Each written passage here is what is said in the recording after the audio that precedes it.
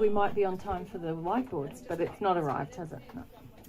No, I'm having trouble with getting back down, so I'm going to have to go and drive and get it a bit later. Okay. Yeah, no worries. So we won't have it till tomorrow. Yeah, no You'll worries. have it till next week. Yeah. You're doing very well with the constrained space. Yeah. You could maybe turn it on its side. At home we got this like big one. Yeah. I think that's the one that's coming. It's a classroom one. yeah. Yeah. So that'd be nice. Yeah. It's just locked in our basement. Yeah. Right. Yeah. And I don't want to start using tech to do it, because It's much more organic when you write it on the board, I reckon. Yeah. I like the old-fashioned black. except for the chalk going on it. Yeah. Hey Lucy, I believe we have you to thank for this lovely venting. Yes. It's really good. I don't know if it's my idea, so I was lying in bed one morning thinking, what am I going to do about that room? And then the whole picture just came. So it wasn't your idea, that's good. Good idea. Good Yeah. idea. Thank you, Spirit, for that one. Yes, well, thank you for being a willing channel. Yeah, that's right. Yeah. Yeah. Yeah, it's really good. Are you going to leave it there a bit? It's very unusual that you don't get a sea breeze, though, isn't it? Ah, Normally there'd be a sea breeze coming. yeah. Perfect. Now the breeze is coming from that direction. Coming over here. Yeah, over the land. It's beautiful at your place, Simone, with that sea breeze. Oh my goodness. Yeah. It It really helps a lot, yeah. changes, yeah. Because when it drops, you're suddenly hot. Yeah. Yeah. Yeah. Yeah.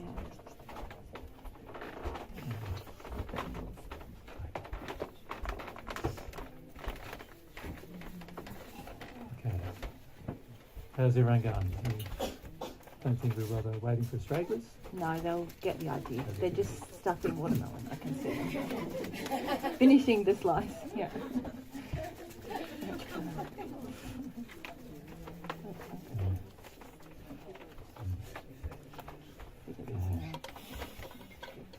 Yeah, so what we would like to do, I couldn't ask the question before, could I ask it now?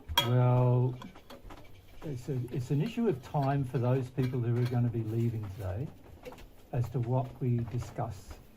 So I'd like to hear the topic you're asking about first, probably, and then make a decision. Is that all right? Yes, it was in continuity with what was shared this morning about spirits. Yep, So actually I don't see them, but I feel them. yep, And sometimes there's a feeling of being invaded. yep. And I would like to know how you would deal with this, and especially, for example, there was an example last night. I had to sleep in a dormitory with 8 beings. I started feeling all these energies, and I felt really invaded. And suddenly, one being became very disrespectful, making so much noise when 4 of them were already sleeping. Whatever, anger came and angry thoughts. So I could see. So now I'm not so sure if.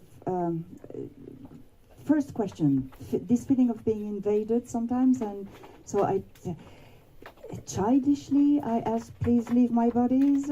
Sometimes I call for Christ light. I just, what would you say? We know that many of you do have a lot of interference in your life from spirits.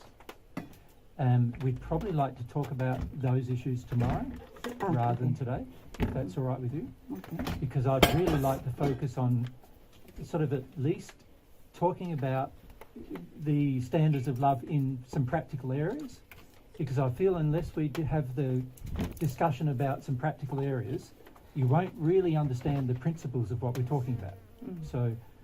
So Why don't we devote tomorrow to like Spirit spirits, stuff? mediumship, all things yeah, spirit. all sort things of, spirit yeah, we'll do tomorrow. spirit related. Yeah. And today we want to focus on more to do with, principles relating to God's standard of love versus human standards of love.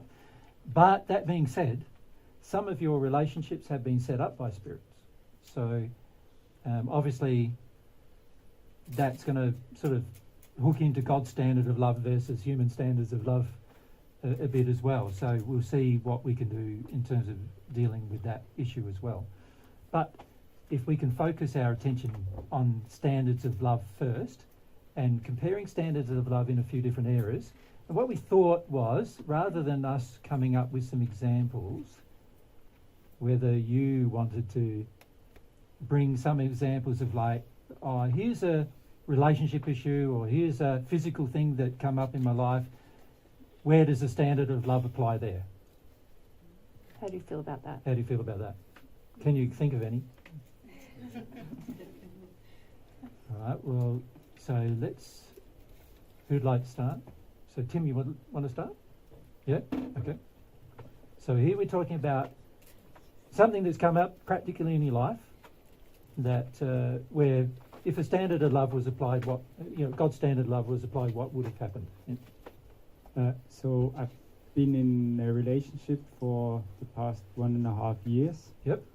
And I felt in the beginning I was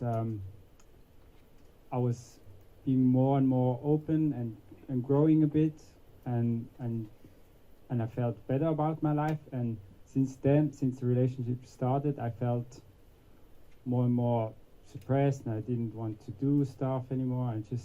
I wasn't open. So you're saying that you began a relationship? Yes. So let's look at relationships, right? Yeah.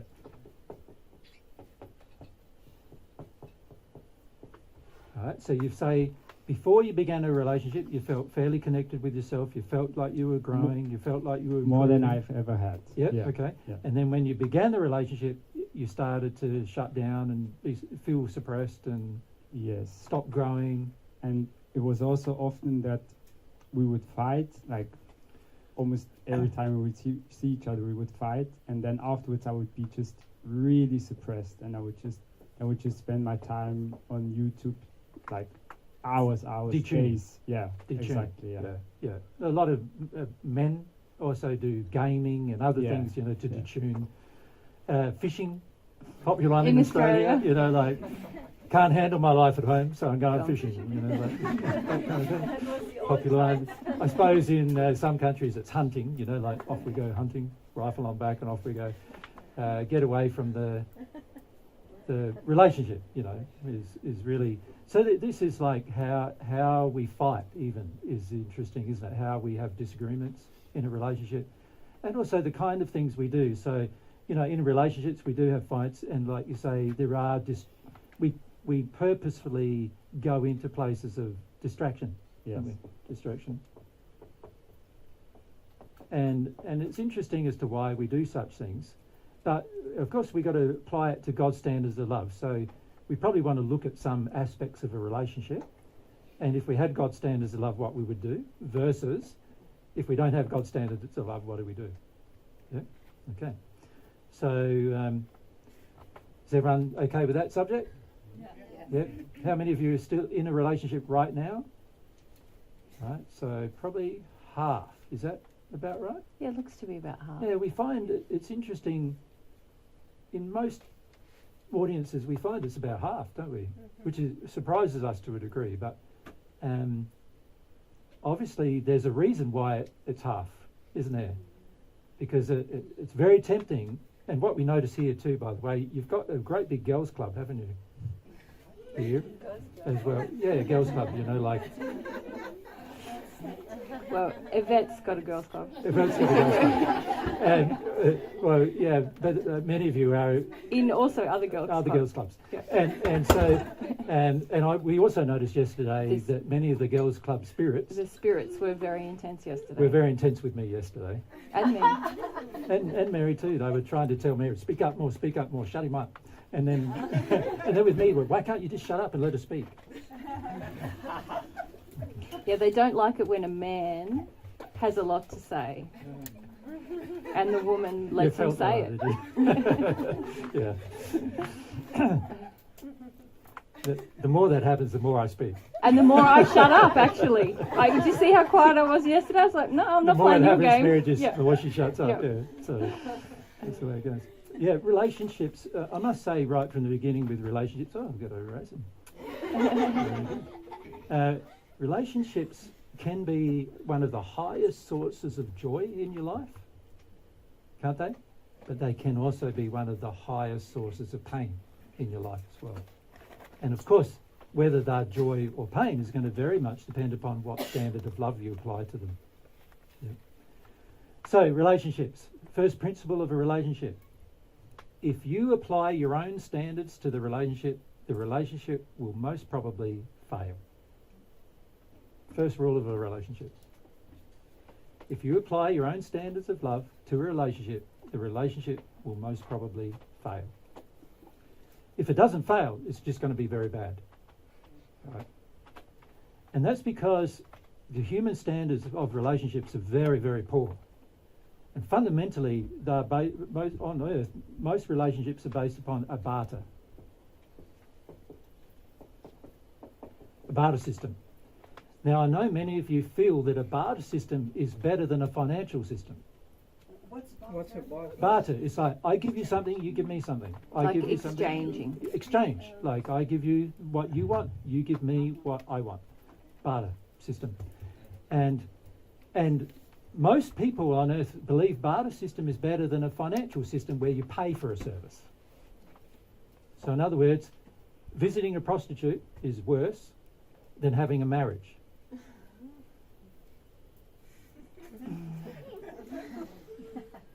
That's the standard, I'm saying, the world has.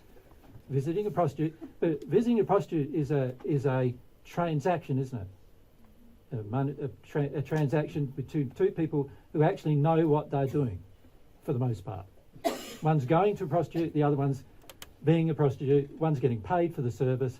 It's a transaction, a financial transaction that obviously is also sexual in nature, right? I'm not saying you should do it. I'm saying it's clear delineation of what's really going on. Unfortunately, in marriages, because we're married, often the transactions become very unclear, but they're still a transactional system, right? So they're not often very much different than visiting a prostitute. So if we extend that, it's like, would the prostitute have sex with the person who's coming if they weren't getting paid? Probably not. In a marriage, would one party have sex with the other if they weren't getting something else in return? In most marriages, they wouldn't. You know. An example of that: if a woman wants her financial fears to be gone away, she wants a provider, and she wants to have children. She knows she doesn't want to bring up the children by herself, but she's desperate to have children. But she knows she doesn't want to bring up the children by herself, and also doesn't want to go to work and have children because that's like busy, isn't it? Any of you have done that? You know that's busy, right? Having 2 or 3 children under the age of 5, let's say, as well as working, that's pretty tough, right? So what do you need? You need somebody else doing it with you. Isn't that right? Right? Now, if your need is to have a child, isn't that already beginning of a barter? It is, isn't it? Yep. And then as soon as you need to have a child, you're also going to need some level of, nowadays in the world, some level of financial security. You're also going to need sperm. But someone to impregnate you, right? Unless you're going to do it the expensive way, the cheap way. There's a cheap way, isn't there? And that's to have sex, and the expensive way is lots of like artificial procedures, which are often painful and difficult And expensive. and expensive. So most people go for the cheap way. So the cheap way is to find a guy who's going to impregnate you, and also potentially provide some financial security along the way, where he also wants to have children and he wants to get sort of the same things. Well, that's a barter, isn't it? Yep. It's not God's standard of love, because God's standard of love is gifts, not barters. So that a barter is an exchange. I want something, you want something, I give you what you want, you give me what I want. That's a bartering system. Gift is I give you what you want. I'm drawn by my desire to give to you. And that's it. That's it. And then if you have a mutual desire to give to me, we're in a relationship. Yeah, but if I don't, then we might not be. I might just want to receive the gift and thanks. That's it. Right? And most people think that's unfair. right? In other words, we think a bartering system is fair. We think a bartering system is, shall we use the term, justice, just. Yep. So in relationships, many of us are focused on justice. That makes sense to you, Tim? Yeah, In answer to your very question. So when you're in a relationship, one of the major causes of fighting is the feeling that there's a lack of justice. I'm doing things for her, or she's doing things for me. One of us feels like the other one's not doing enough. Lack of justice. I once visited a psychologist. This is way before I began to know who I was or anything else. I was in my early 30s, trying to work out what is the. I just visited for not necessarily for myself. It was more.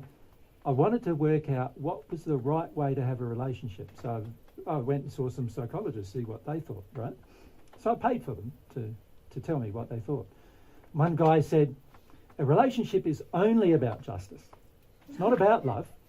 It's about justice.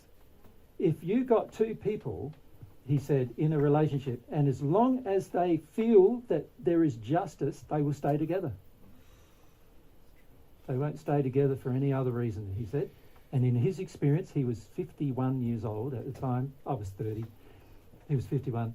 He said in his experience, in his entire life of he'd been a psychologist for 29 years, I think he said. He's never met a relationship where they broke up for any other reason than justice. It's a sad indictment on relationships, but it's probably true. Because once we feel injustice in a relationship, that's when we want to fight. Isn't it? That's when you want to go, you're not giving me what I want, Mary. Either I'm out the door or you're out the door. Or really the fight is trying to bully me into giving you what you want. I want, yeah. Yeah. And then the methods I then use to bully Mary to give me what I want is bribery. What can I give you as long as you're going to give me what I want? That's a bribery, right? Blackmail. If you don't give me what I want, I'm going to make you feel very bad about yourself. yep, Yeah. that's blackmail. Then there's punishment. You didn't give me what I want. So now you're not getting what you want. Yeah. Punishment, right? Now, all of these methods are human standards of justice, but then none of them are love. They're actually very dangerous to a relationship. They can end up in violence, and this is why one of the big epidemics on the planet is men's violence against women, right? And this is one of the reasons for it, because the man is going, it's not just. Now, our internal sense of justice is absolutely flawed, like, for the most part. Because let's say I've been brought up by a mother who thinks I'm the bee's, she thinks I'm cool, she thinks I'm the best man in the world. She created me, of course I am, right? The best man in the world. She thinks that I'm better than my father. She thinks that I'm better than most other men. She also thinks that whatever I do with women doesn't matter as long as I don't do it to her. Right? She thinks that too. Like, and not only that, she'll watch me doing things to women, damaging them, and she'll be proud of me because she's still got a good relationship with me. Oof. Right? Now, the average man on the planet, many men on the planet are in this situation where mums had that with them. By the way, many daughters on the planet have had the same thing with their fathers. So I'm not saying it's just one gender. So now, let's say I'm one of these guys. I'm one of these guys who've been nursed and coddled by my mother all my life. And I've been taught to believe I'm better than my dad. Therefore, by default, I'm better than any other man, because my mum thinks I'm better than any other man. And I'm also taught by my mother that I don't really have to look after myself because she really wants to look after me. She'll cook for me. She'll clean for me. I can stay in her house until I'm 30 and she'll still keep cooking for me and cleaning for me. I know people that have stayed at home men that have stayed at home until they're 50 and mum is still making them lunch, doing all their washing, all their ironing. I know men that have owned 3 or 4 houses and they still live at home with their mother. Right? This is an extreme, right? But anyway, I'm this man. How am I, Mary thinks I'm pretty hot because I think I'm pretty hot. Yep. Because this happens. This happens a lot, right? If the man thinks he's pretty hot, then the woman thinks, oh, maybe he is, because he thinks he is. And what would I know? I'm just a woman. Maybe he is, right? Maybe he thinks he's great and he projects this whole idea that he's going to take care of everything and is wonderful. Oh, I think I want to be with him. So we enter a relationship. Yep. But in a very short period of time, she realises that I'm not in a relationship with her other than for sex, really, for the most part. And mothering. And perhaps to give her a child, from her perspective. And perhaps to give her some security. But if I'm this kind of guy, I can't create security. My mum does it for me. Right? I talk a good game, but not a lot of action. Not a lot of action, right? So my mum does it for me. So I'm in this state, obviously a very unloving state, not God's standard love, but I think it's love. This guy who's been brought up this way thinks a woman doing these things is love. And also, if I have a problem, it's obviously my problem, because Mum says you're okay. Mum says I'm okay. Yeah. What do you mean there's a problem? My mum's a woman and she thinks I'm great. You know what I mean? So obviously this is going to cause major trouble, isn't it? Now, of course, flip side, let's say Mary's had the same thing with her father. Right? So I think I'm the epitome of all women. I'm perfectly loving. Daddy told me all the time I can do no wrong. And actually, and fundamentally, I've got a soulmate relationship with my mother, which is really emotionally incestuous, really. And Mary, in those circumstances, would have a soulmate relationship with her father, which is also emotionally incestuous, really. Right? it's actually quite abusive on the part of the parents. Very. Because very. they're using their children to avoid So one of the things in their own relationships marriage. we need to talk about is parenting, obviously, right? Yeah, because and all of you are going to get triggered about that one, right? Yeah. So let's here we are trying to have a relationship, right? And God's standard of love is what? Is this a relationship or is this a bartering system?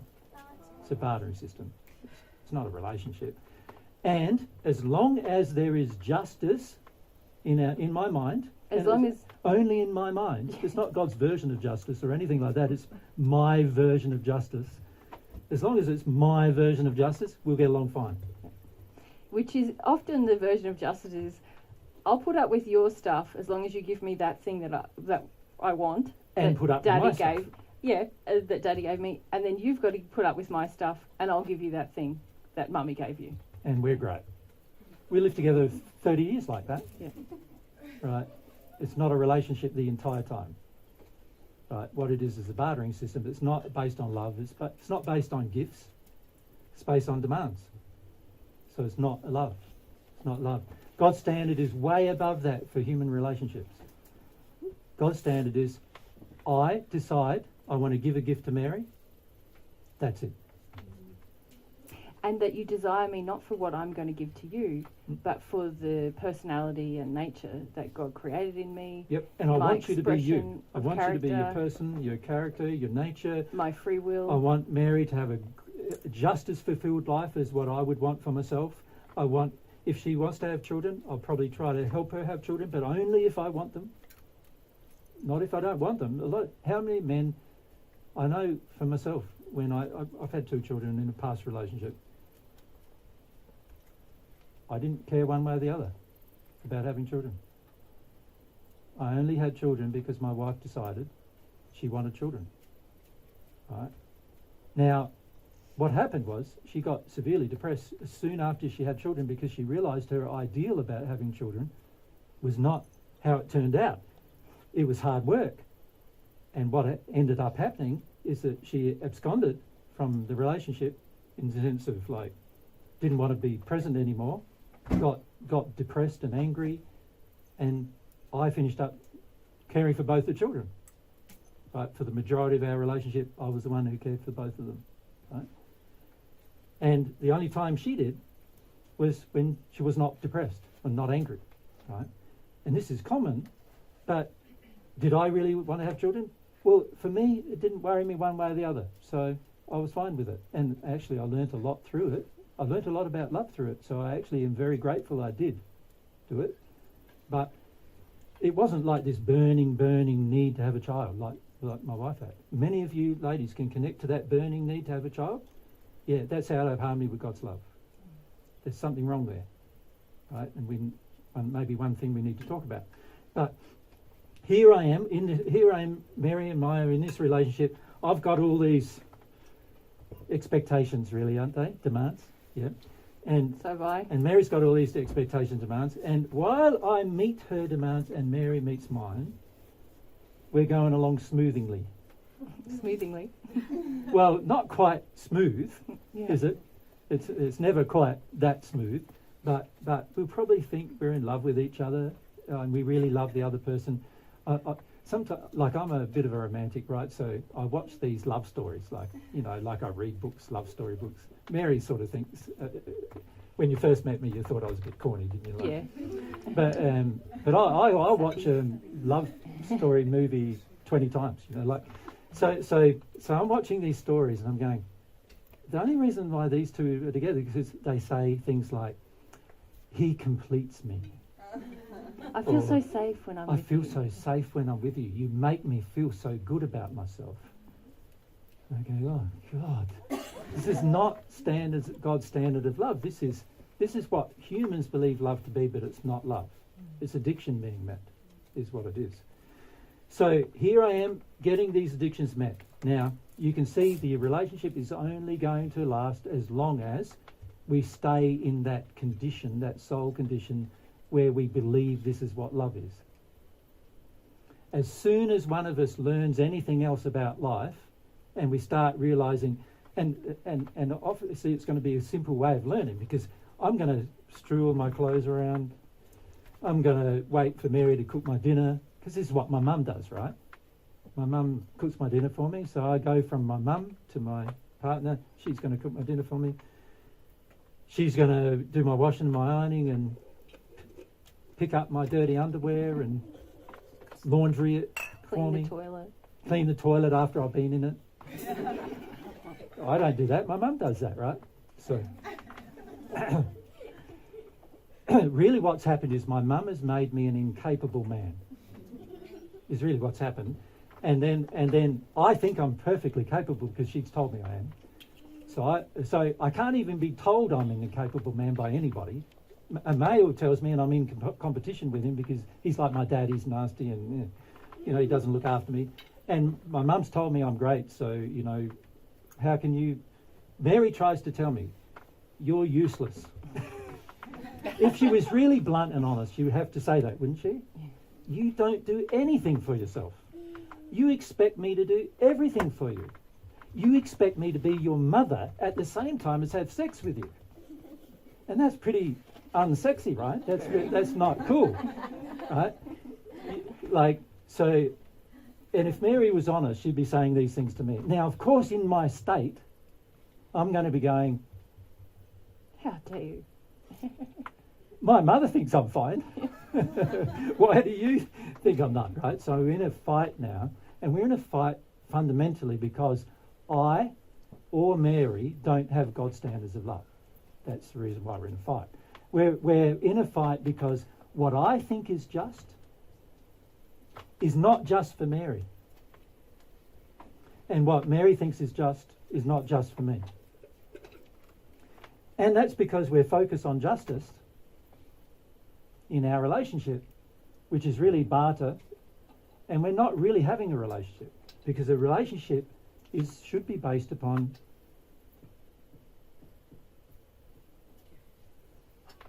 What is it saying? gifts, presents. No, I don't have glasses. Yeah, that's good. Gifts or presents, right? I want to give Mary a gift. my love, but also my time, my energy, my effort, my creativity, my artistic, my music, my whatever, I want to give them to Mary. I don't need her to accept them. I just want to give them. And if she says, I don't like that gift, I won't give it anymore. Right?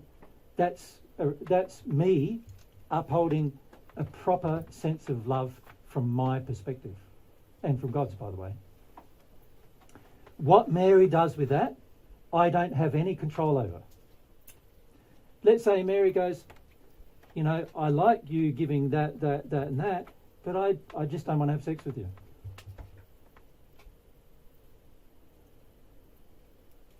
If I love her, that won't bother me. Of course, I might have to raise some things of, why don't you want to have sex with me? Won't I?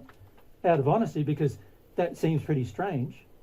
If you really... In a relationship, and you really enjoy the other person, and you want to enjoy their body, and you want, everything, it's really strange that the other person doesn't want to enjoy yours.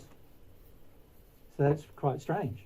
There's something wrong there, right? So we'd have to address that. We'd have to talk about it.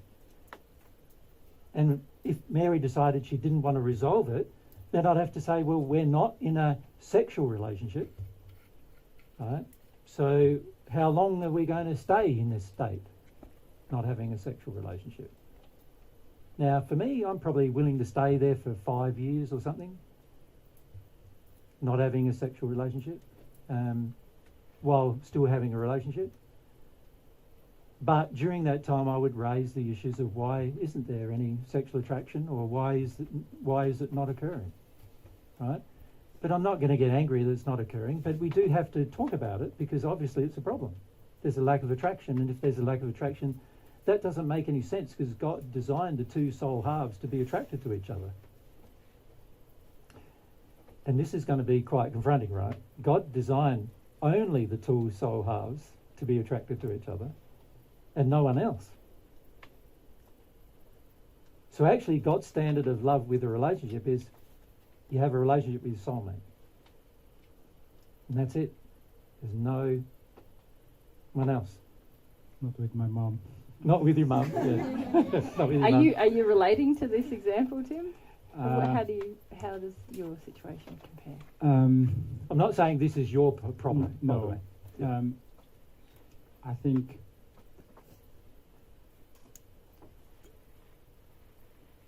we often have conflict where she will want me to be, she wants more from me, where she will want Yeah. more from me, and I will Step away. yeah. Yeah. And that often leads to Conflict with your mum. Yeah. No, I'm talking about my girlfriend. That was just a joke. Sorry. To withdraw to your mum, is that what you're saying here? Yeah. Because what you really described was two issues, wasn't it? There's conflict in your relationship, Which was the and fighting, right? the Yes. fighting, Yes. but then there's what you Then do, there's the shutdown. the Yes. shutdown, and you're sort of linking the two together, but they're actually two separate problems. It's like I'm blaming her for the shutdown. Exactly. Yeah. Yeah. Yeah, your shutdown is your choice. Mm. It's sort of like, let's say Mary decides that she doesn't really want to be intimate with me much. Now, that is a choice for Mary to shut herself down. Obviously, she would be making the reason for her shutting herself down has to be identified. And it's better for two people to help each other identify it than it is for one person to have to do it by themselves, isn't it? But what we see happens mostly in relationship is the person defends their shutdown. So in other words, they're not interested in solving why they shut down. They're interested in keeping the shutdown going. They're not interested in resolving their problems. They're interested in them continuing. Right? Now, if Mary is shutting down because, let's say it's a sexual shutdown.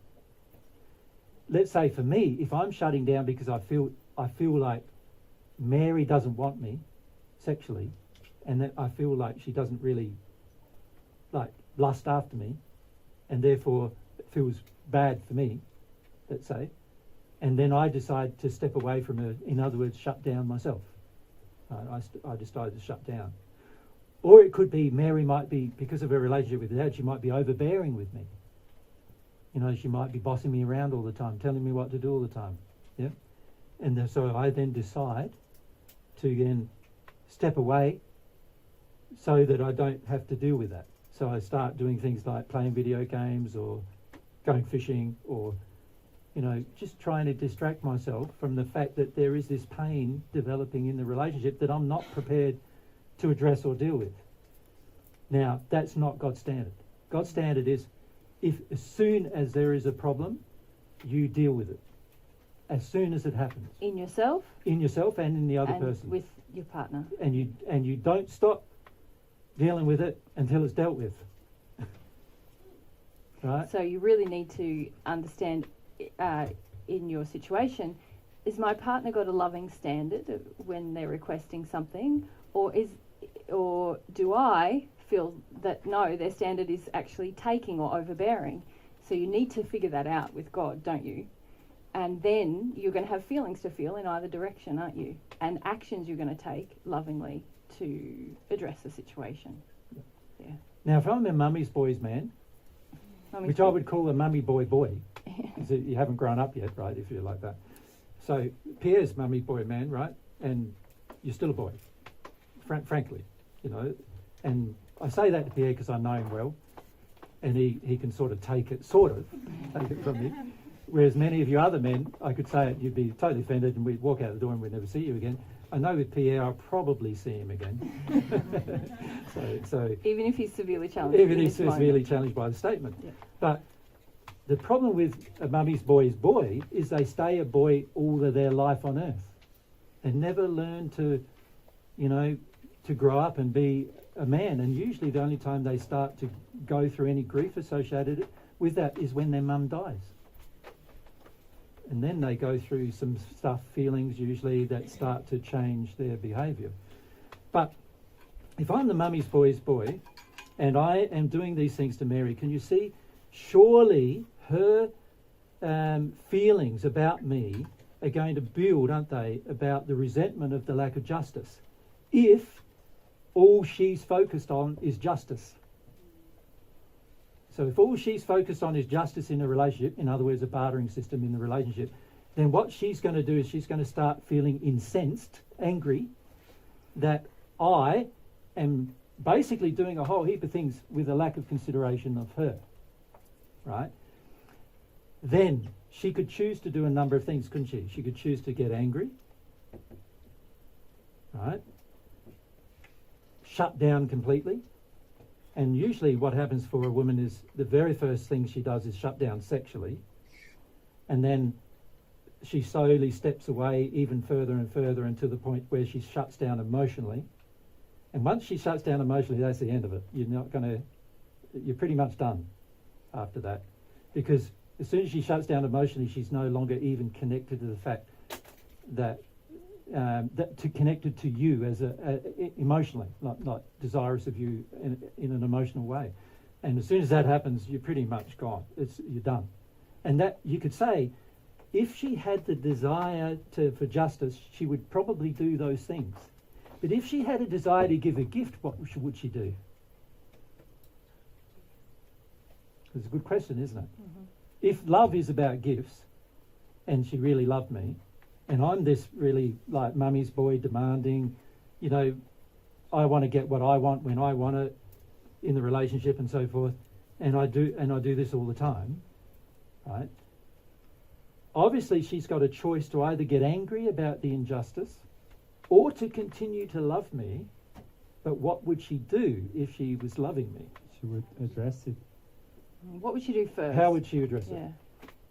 She would call me out when I'm doing something. Well, first, she would make the statement that what I'm doing is unloving. It's not God's standard of love, what I'm doing. Wait, hang on. I want to go back. If she's this woman who's entered this relationship in a barter, and then she comes out of that band that Jesus talked about yesterday, and she's like, oh, hang on, I don't want to barter anymore. Then the very first thing I would have to address is all of my addictions to the barter. And that would be a personal process of like, wow, this guy's really annoying me, but why did I marry him? Because I want security. Shit, I really want security. I'm terrified if I don't have that. How am I going to create my own security? Oh my gosh, I would have to feel a lot of those things, wouldn't I, first? Yeah. She can't really help me until she feels those things. No, because otherwise I'm always going to be sort of seeking that from him anyway. And I'll let the discussion go as far as I think, And well, if then not he from might... me, you'll seek it from the next I'll relationship. have an affair, or I'll leave him, or I'll run back to daddy, or I'll try to raise things, but as soon as I feel like, oh, he's getting very challenged now and he might leave, I'll back off because I want my security still. Yeah. So I'd have to deal with my issues first, wouldn't I? To the point. To the point where I'm willing to feel what I might feel, like I might not be through it, but I'm willing to... But even to the point where you're willing to risk the relationship altogether. That's right. I'm willing to feel whatever comes up, even if when I raise it, he might leave. Yeah. Yep. So Yep. that would have to happen. Yeah. Yep. And then I would raise, or in that process, I would be raising things with him and saying, hey, there's a lot of problems here with the way you're not a self-responsible person. Yeah. Now, I can choose to do a couple of things now, can't I?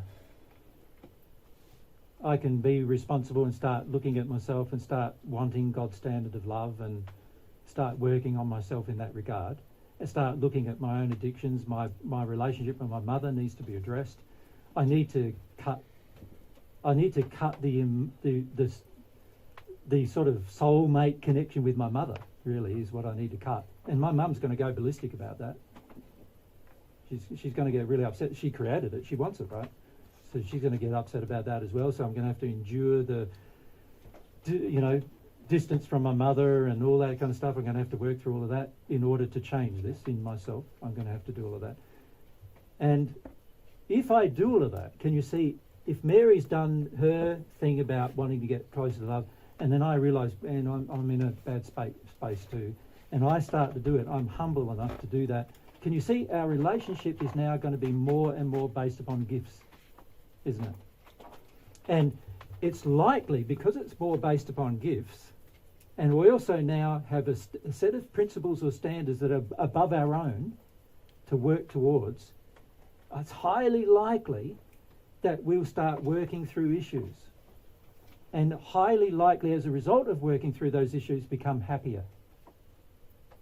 Right? Eventually we'll get to the point where we start to feel the character, the nature, the personality of the other, because we're allowing them to be their real selves. And eventually I will start to feel Mary's real self, and Mary will start to feel my real self. And then I will have some questions to answer. And one of those questions is Mary's real self the same as my real self? Because if it is, we're soulmates. But if it's not, we're not. And I need to then go off and find my soulmate if it's not.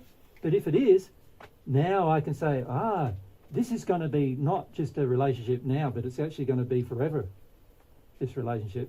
And we can continue developing in the same way forever. Right? Till we are one with each other. When I say one, her thoughts, my thoughts. Her feelings, my feelings. My feelings, her feelings. My thoughts, her thoughts. No difference in those things. That's one. Our belief's the same. Right? We are one individual. God created us to be one individual, the two halves, one individual. And this is a part of me growing towards that. But can you see, if I'm in a relationship and I don't know that, whether she's my soulmate or not, can you see the only way I'm going to know is that if Mary is allowed to develop herself completely, emotionally, her nature and her personality, and be herself, and I'm allowed to do the same, and we also are working towards this standard of love, which is God's standard of love, can you see eventually I'm going to sort that out? I'm going to eventually find out, she is the same as me, or I'm going to find out she isn't. And my soulmate's out there somewhere. And by that stage, I'll be in such a good condition of love that even our breakup will be painless. When I say painless, I won't be angry with her, she won't be angry with me, I won't be feeling like I've got to attack her, or feeling like I've got to take away 3/4 of the finances and leave her with 1/4, or, any of that. we will come to a loving dissolution of the relationship because my soulmate's out there somewhere and Mary's soulmate's out there somewhere and we both want to go and find that person. Right? But the alternative is that we are soulmates, and the more and more we engage our own nature and personality, each of us, the more and more we realise that it's the same as each other. The more and more we'll end up having the same thoughts, the more and more we'll end up having the same feelings, the more and more we'll end up having the same desires, the same passions for our future. More and more that will occur, and the more and more that occurs, the more it binds us closer together, and we become like, and you do become one. One soul, one thought, one motive, one action, one desire. Yeah. Expressed, feminine, masculine expression, but one. Yeah. So that is the option if we're loving. If we're unloving, what happens is we go, you're not tidying up after me. You don't clean up after me. You're not doing the things anymore. I feel like you don't love me anymore, so I'm off. Oh, who else is really attractive? Oh, she's attractive. I'll go there. Pursue her till I get her. I tell her how great I am because my mother told me I'm great. She then believes I'm great. Same thing. Off we go. Same relationship I had here. And now she's cooking and cleaning and washing up after me. And do you know what I mean? Right? No change. And Mary might go, gee, I don't want one of those men who I have to cook after and clean up after and blah, blah, blah. I've already had one of them and I don't want another, So she might go, I want a man who just knows how to look after himself. I don't have to cook for him. I don't have to clean for him. I don't have to do anything for him. We basically just Cohabit. And have sex. Yeah. And he lets me do whatever he lets I me want. do whatever I want, right? And there's really rough terms about that in the world, isn't there? Like the woman has total control now, right, for that relationship. But of course, if a woman gets total control of the relationship without it being based on love, then she's not going to respect the man at all, is he? She's not going to respect him. She's not going to care about him except for what she's getting. So now he's like following her around like a lamb, and she's going, and she says, tidy up after yourself. So tidies up after himself, and she says, cook the dinner. And I cook the dinner, and But is that love? Is she wanting to give gifts? She's angry, right? She doesn't want to give gifts, so that wouldn't be a good result either, would it? Can you see? So what happens with a lot of people, they have one kind of relationship which is like swinging the pendulum. One kind of relationship is like, I had to look after the guy and I'm sick of that. Shonk. He does everything for me. Right?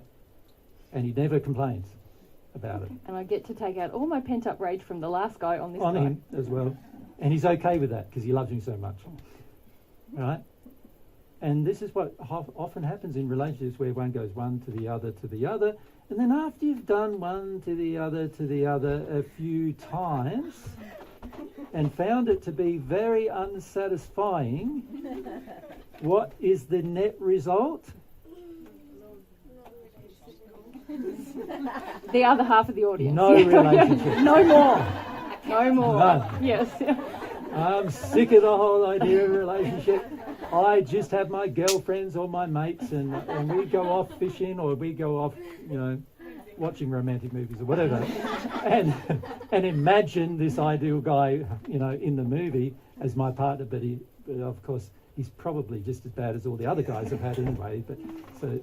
And you end up either completely alone, but with a whole girl group or a boy group, is what you end up, or you end up with a very dissatisfying relationship where both of you are in total compromise all the time, or you end up swinging from one kind of relationship to another kind of relationship all through your life. Or you start the whole process again with your own kids. So you live In with other your words, you kids enter an and- addictive, incestuous emotionally incestuous relationship with your children to satisfy what you're not getting from your partner. And some people do all of it. You swing between all those options. And we usually try every one of those options, Yeah. is the general pattern of events of a person's life, because we don't have God's standard. Yeah. Simple reason why. Yeah. You want to ask, Maxine? Yeah, I just wanted some clarity, and might help others as well. With Pierre and I was attracted to him sexually, and he wasn't to me, and still isn't.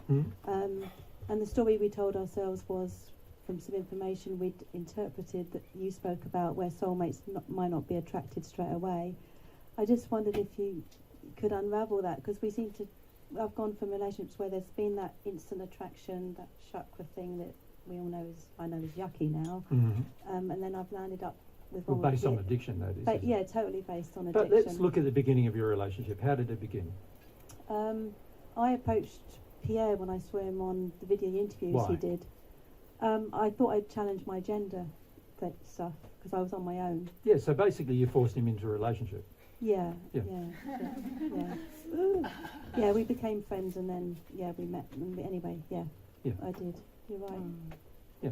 Yeah. And, you know, if you force someone into a relationship, what's their response generally going to be? It's not very nice. Of course. Yeah. Now, Pierre has some fairly substantial sexual injuries.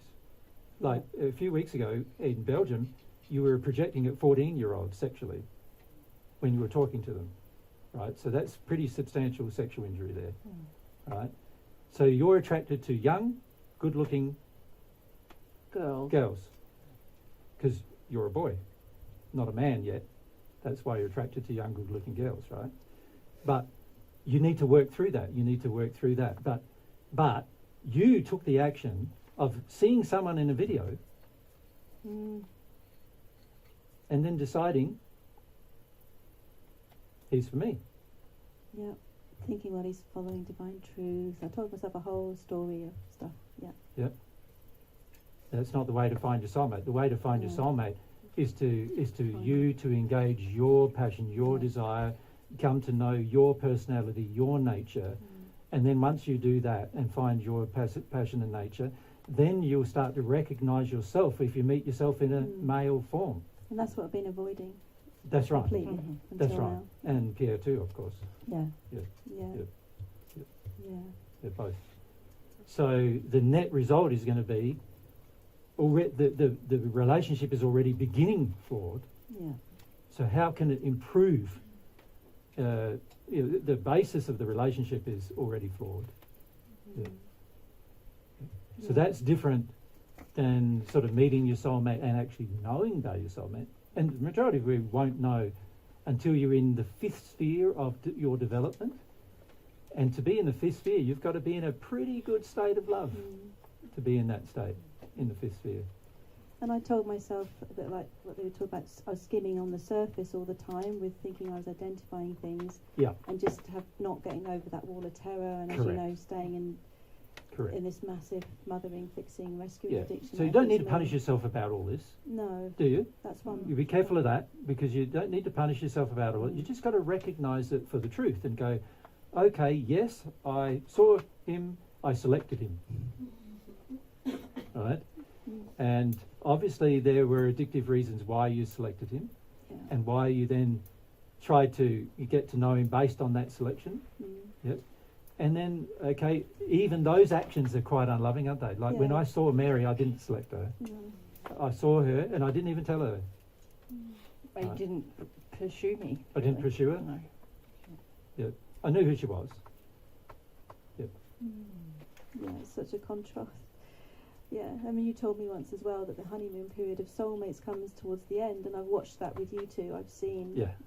It's been beautiful to watch, and I can see how far now I am.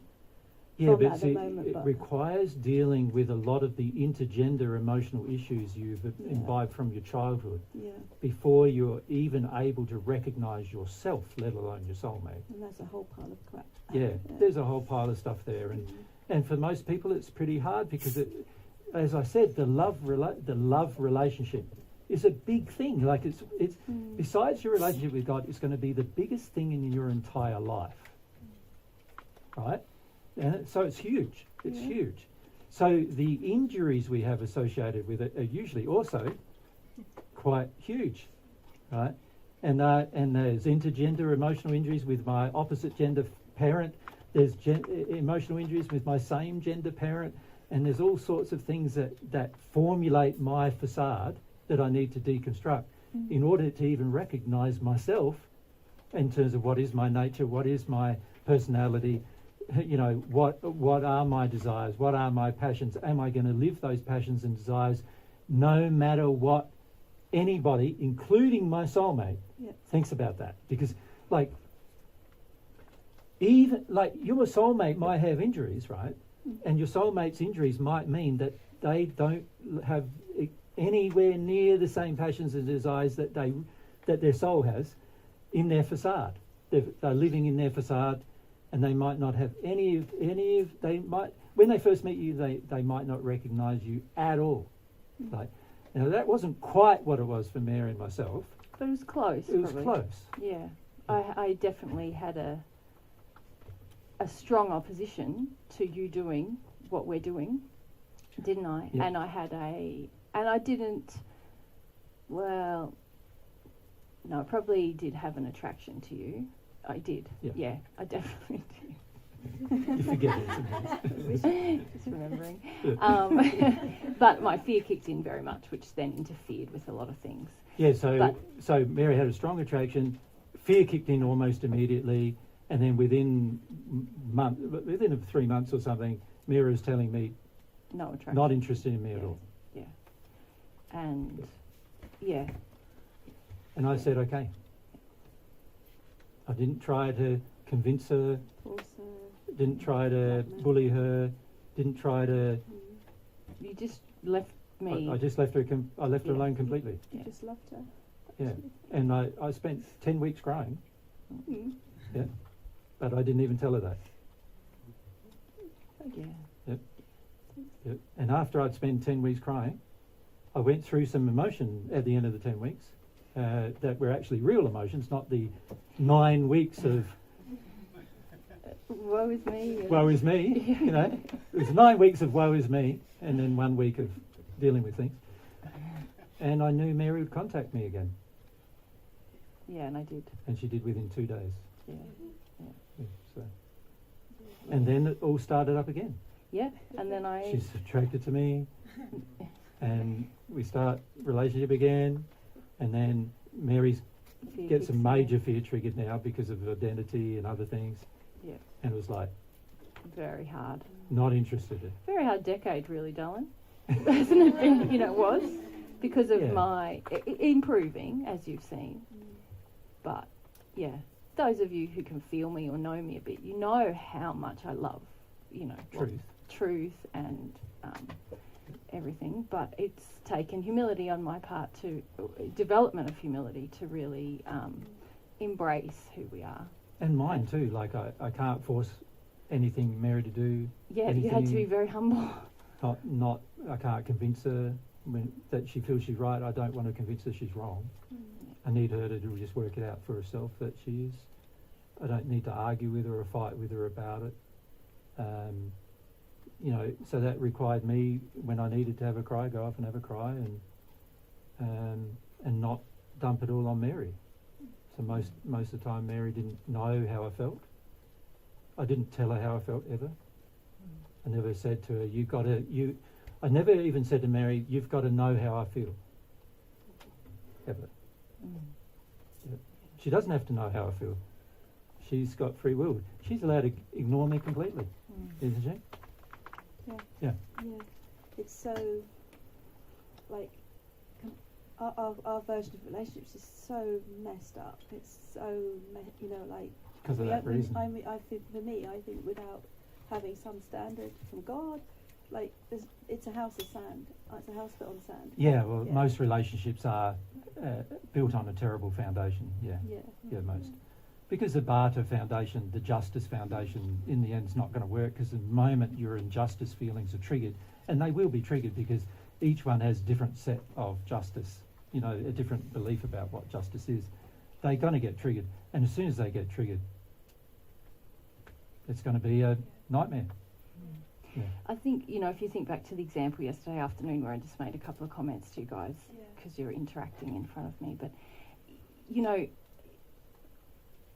to have a proper loving relationship by God's standard is very rewarding, but it is going to require things of you. And both of you were quite resistive to the things that I was very gently saying, hey guys, there's some things here So in Mary's you. gentle with you, and you weren't humble. And you both sort Both of not humble. dismissed it. You Yeah. both went No, thank you. defensive, Yeah. not humble, yeah? And this is what I mean. If you're going to aspire to love anyone, you're going to have to you're going to go, oh, tell me more. You know, like, oh, okay, you know, you're going to have to be willing to do some work for yourself. And most people seek a relationship to avoid their stuff. You know, because, you know, I feel better, you know. You see it in all the love I stories, feel like, valued, he makes you know, all my bad feelings go away. I feel valued and I've been neglected and now there's someone notices I'm me. not lonely.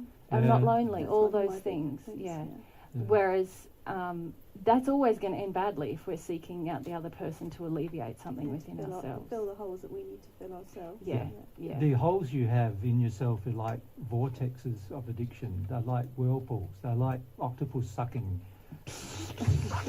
gimme. You know, gimme. So it's not about gifts, it's about getting. Yeah. Yeah. And until you address that within yourself, you're not capable of a good relationship, really. Now, you know, that does mean that most people on earth are not capable of good relationship, you know. And unfortunately, most people on earth are also quite clueless about it.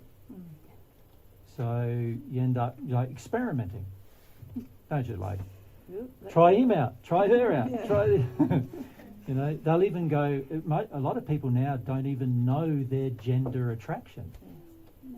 They don't even know whether their gender attraction is males or females. They don't even know. So an example is, you know, I've been drawing heterosexual couples on the board, but God has created souls that are dominantly female. In other words, dominantly female characteristics. When they separate, the two halves are female. God has also created souls that are dominantly male, and when they separate, the two halves are male. And they are the two halves are mostly masculine. Not often what you see nowadays, a feminine gay man or whatever. That's often an act, right? It's not actual, the real the people who are at the soul level truly gay don't have to act it. They are it, you understand? But anyway, you have, so when the dominantly feminine soul separates into the two bodies, then obviously their attraction is going to be towards the female, the other half of their soul. That's going to be their attraction. So it'll be female attracted to female under those circumstances. Now, as a percentage, in terms of, there's sort of like a bell curve, statistic analysis bell curve. I don't know if any of you remember any of that from school, maths or whatever. But basically, there's the majority of people who the majority of souls are heterosexual. When I say majority, about 90% of souls, just over 90% it is, 92% around that figure, of souls are heterosexual, and about 8% of souls are homosexual in nature. When I say homosexual, either gay female, gay male. And they will have the attraction to the same body, right? And that's the interesting thing I find on earth is that nowadays more and more people have no idea who they're attracted to, even the gender of who they're attracted to. I'm not 100% certain. That's right. My A lot mother of was people have. incestuous with me, so it really messes me up.